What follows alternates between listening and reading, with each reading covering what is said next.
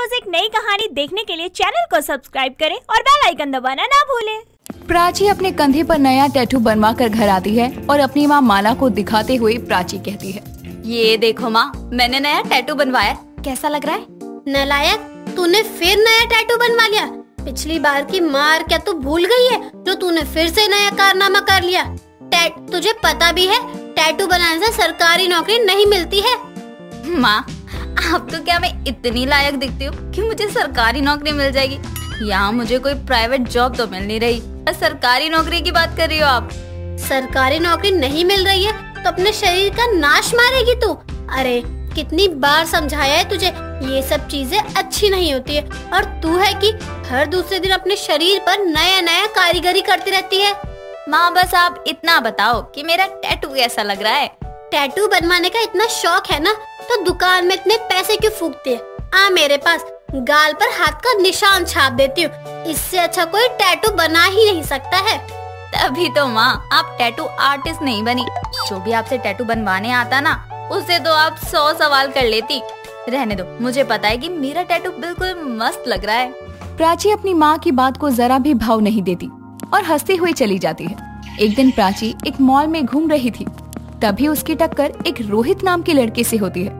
रोहित प्राची को देखता है तो देखता रह जाता है और ये देखकर प्राची कहती है, ओह हेलो, कोई सुंदर लड़की नहीं देखी क्या?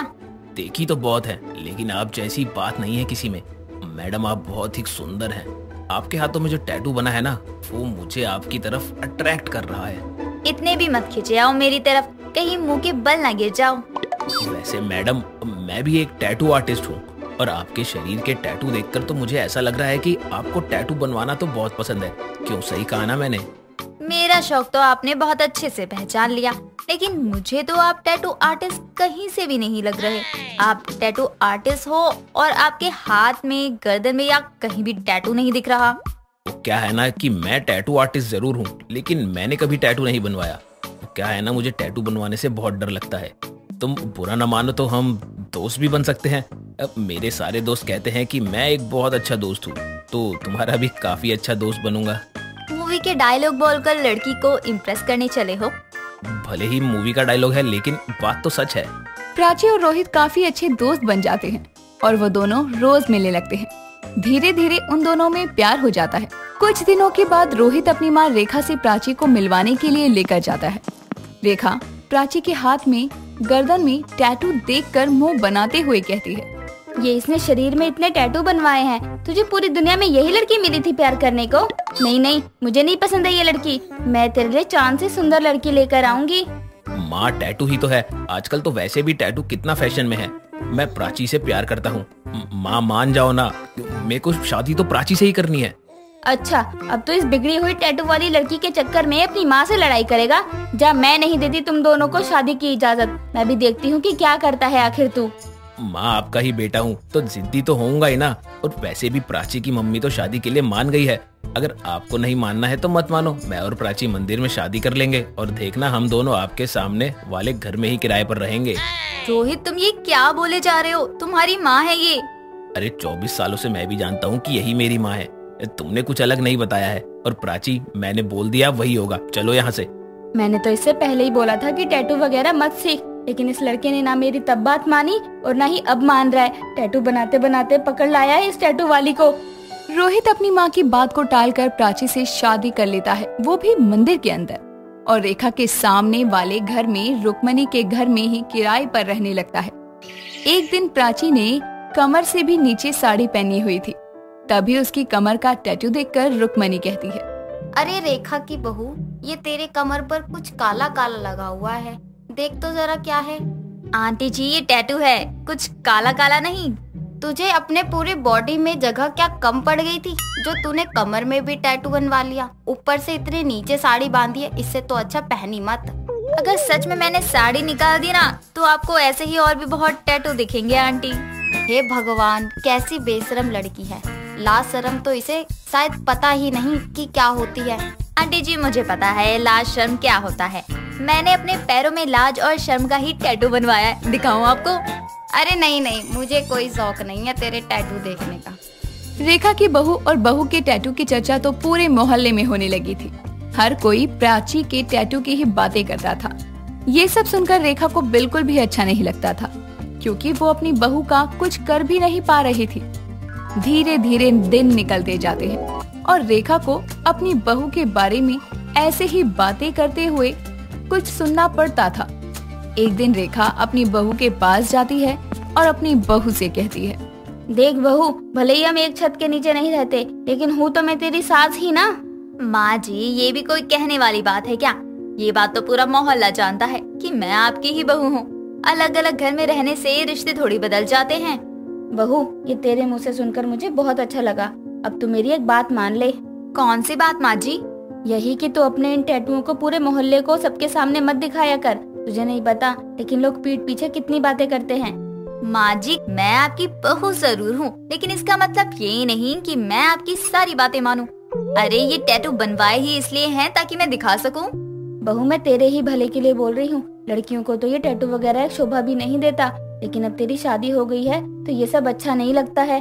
माँ जी माफ करना, लेकिन मैं साफ साफ बोल रही हूँ, जो चीज मेरे बस की नहीं है वो मैं करूँगी ही नहीं। टैटू बनवाना मेरा शौक है, मैं टैटू अब भी और बनवाऊंगी। जिसको अच्छा लगना है लगे, जिसको ना लगे ना लगे। प्राची की बात से रेखा और भी ज्यादा गुस्से में आ जाती है और वहाँ से चली जाती है। ऐसे ही कई दिन निकल जाते हैं। कुछ दिनों बाद प्राची के हाथ में गर्म तेल गिर जाता है और बहुत ज्यादा बड़ा छाला पड़ जाता है। जब वो छाला ठीक होता है तो जहाँ हाथ जला था वो जगह बहुत खराब लगती है, जिसे देखकर प्राची कहती है कि कितना गंदा लग रहा है। मुझे तो टैटू वैसे भी बहुत पसंद है, मैं इस निशान को छुपाने के लिए टैटू ही बनवा लेती हूँ। प्राची इतना बोलकर रोहित के पास जाती है और बोलती है, रोहित, ये जलने के निशान को छुपाने के लिए टैटू बना दो। तुम पागल हो गई हो क्या? तुम्हारी स्किन जलने की वजह से वैसे ही बहुत नर्म हो गई है, और अगर इस पे टैटू बनवाया तो और प्रॉब्लम हो सकती है। प्लीज ना रोहित। नहीं। रोहित प्राची की बात को मना कर देता है। इसीलिए प्राची दूसरे टैटू आर्टिस्ट के पास से टैटू बनवाने चली जाती है, लेकिन टैटू बनवाते हुए प्राची का घाव और गहरा हो जाता है और खून आने लगता है। इसीलिए टैटू वाला मना कर देता है। प्राची को बहुत दर्द हो रहा था। वो रोते हुए घर आती है। प्राची के हाथ से खून बहता देखकर उसकी सास उसके हाथ पर पट्टी बांधती है और पूछती है, बहू ये सब कैसे? माँ जी, टैटू जो मुझे इतना पसंद था, आज उसकी वजह से ये हुआ। आप और मेरी माँ सही बोलती हैं, अब मेरा शौक खत्म नहीं, मर ही गया है। तो दोस्तों, इस कहानी से जुड़ा सवाल ये है कि आखिर क्यों प्राची सबके मना करने के बाद भी टैटू बनवाने गई थी और इस वजह से मुसीबत में पड़ गई थी। अपना जवाब हमें कमेंट करके बताना ना भूले। और अगर आपको भी टैटू बनवाने का शौक है तो अपना फेवरेट डिजाइन हमें कमेंट करके बताएं।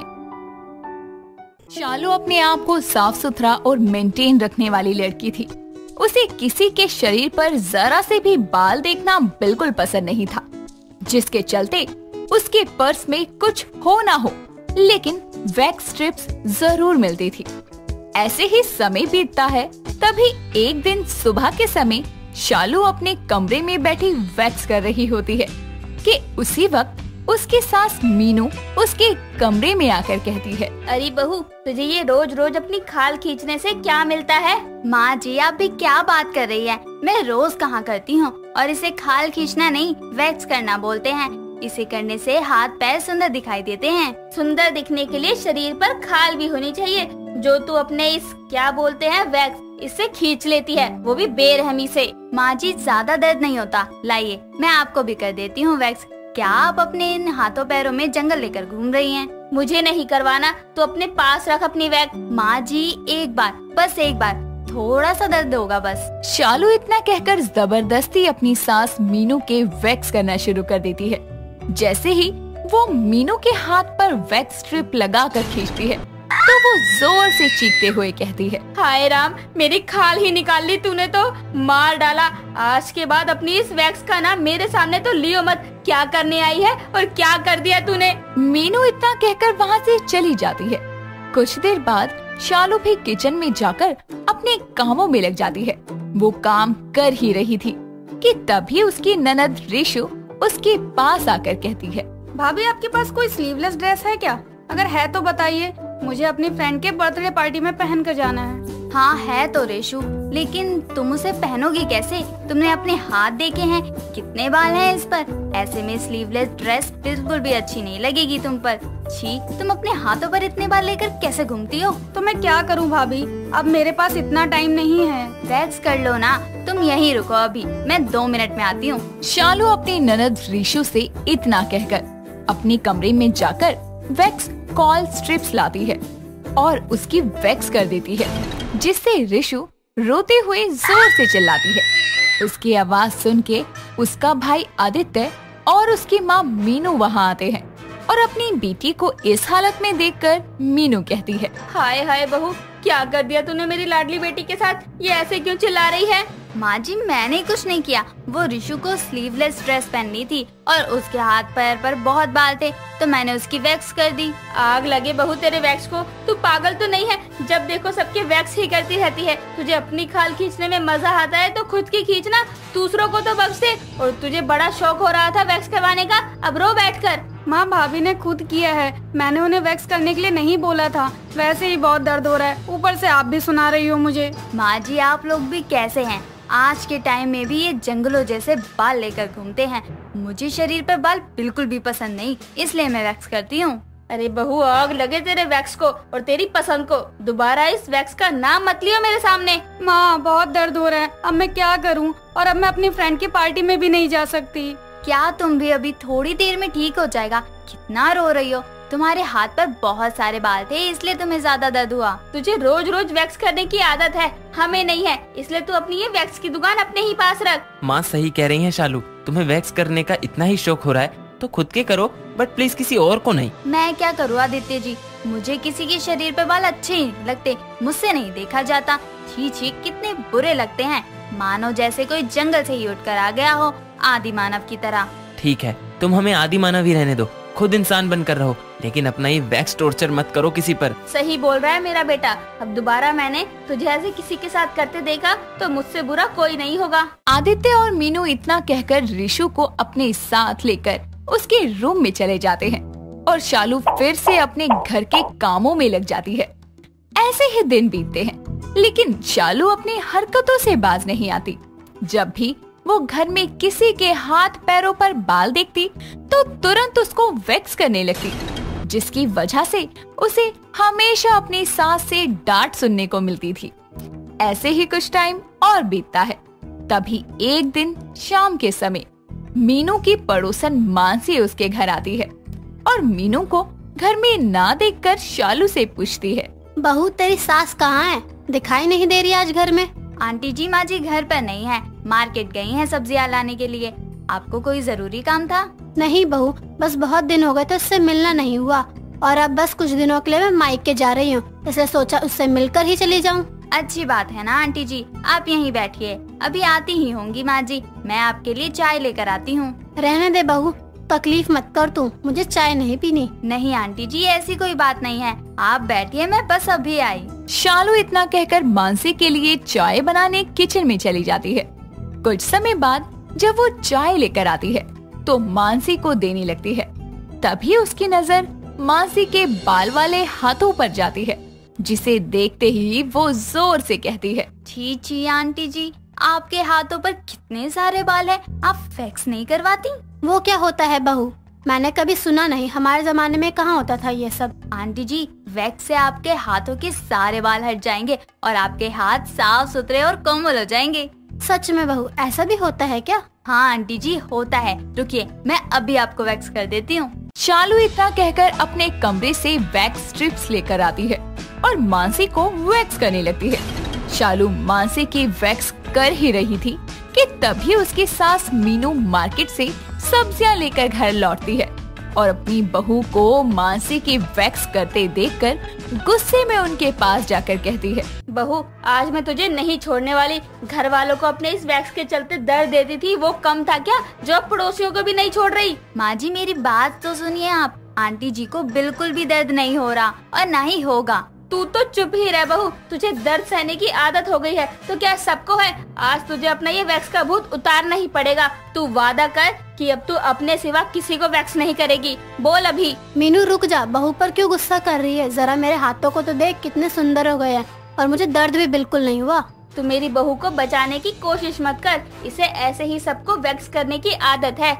इसको शरीर पर बाल नहीं पसंद, इसलिए जब भी घर में किसी के शरीर पर बाल देखती है तो उसे वैक्स करने लगती है। मैं जानती हूँ बहुत दर्द होता है। मैं सच बोल रही हूँ, मुझे सबका नहीं पता, लेकिन मुझे तो बिल्कुल भी दर्द नहीं हुआ। बहू ये कैसे? मानसी को दर्द क्यों नहीं हुआ? कहीं तू जानकर तो हमें दर्द नहीं दे रही थी? माँ जी ऐसा कुछ नहीं है, बस मुझे पहले पता नहीं था ना कि वैक्स अच्छे से कैसे करते हैं, इसलिए उस दिन विशु को इतना दर्द हुआ और आपको भी। पर मैंने अब सीख लिया है कि कैसे वैक्स करना है, इसलिए आंटी जी को बिल्कुल भी दर्द नहीं हुआ। लाइए मैं आपको भी वैक्स कर देती हूँ। अगर दर्द हुआ तो आप जो मुझे बोलेंगी मैं करूँगी। शालू और मानसी की बात सुनकर मीनू भी अपनी बहू से वैक्स करवाती है और इस बार सच में उसे बिल्कुल दर्द नहीं होता और उसके हाथ के सारे बाल बड़ी आसानी से हट जाते हैं और वो बहुत खुश होती है। जिसके बाद वो फिर कभी दोबारा अपनी बहू को वैक्स करने को लेकर ताना नहीं मारती, बल्कि खुद उससे वैक्स करवाना शुरू कर देती है, जिसके बाद सभी लोग खुशी से रहते हैं। दोस्तों, अगर आपको ये कहानी पसंद आई तो इसे लाइक करें, शेयर करें और कमेंट करके बताएं कि कहानी में आपको सबसे अच्छा क्या लगा।